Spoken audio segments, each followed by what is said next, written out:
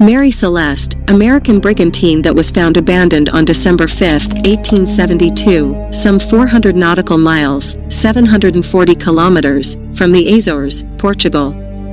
The fate of the 10 people aboard remains a mystery.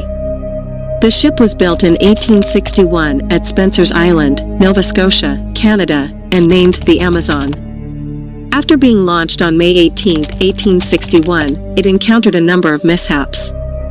During the maiden voyage, its captain caught pneumonia and later died, and the ship was damaged on several occasions, most notably in October 1867, when it ran aground in Cow Bay, Cape Breton Island.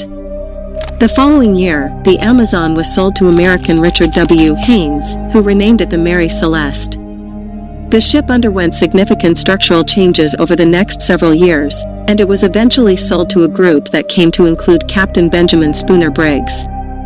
On November 7, 1872, the Mary Celeste set sail from New York City, with more than 1,700 barrels of alcohol destined for Genoa, Italy. On board were 10 people, including Captain Briggs, his wife, and their 2-year-old daughter.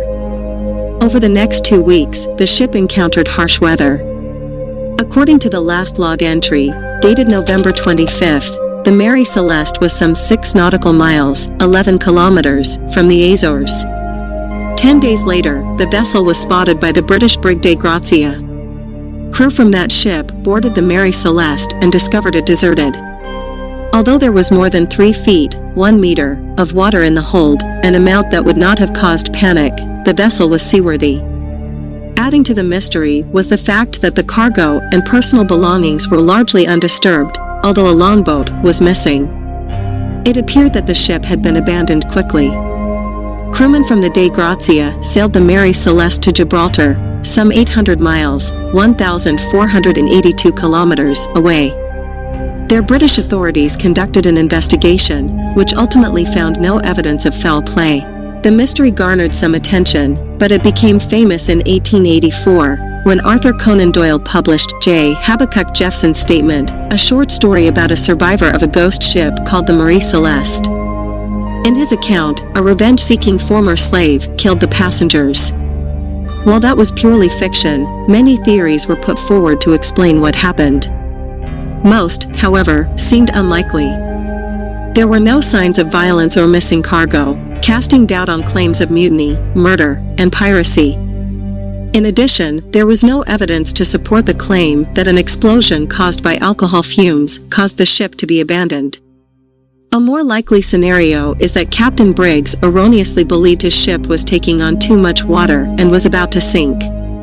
This theory was supported by the fact that the sounding rod, used to determine the amount of water in the hold, was discovered on deck, suggesting that it had been used just before the ship was abandoned. In addition, one of the ship's pumps showed signs of trouble. It was disassembled. A faulty reading of the sounding rod and an ineffective pump could have led Captain Briggs to believe the ship was foundering and order it abandoned. A mishap may then have occurred in the longboat, causing all to perish. Despite being seen as unlucky, the Mary Celeste remained in service and went through a number of owners before being acquired by Captain G.C. Parker.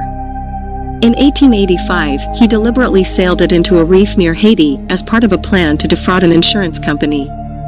When the vessel failed to sink, authorities discovered his scheme.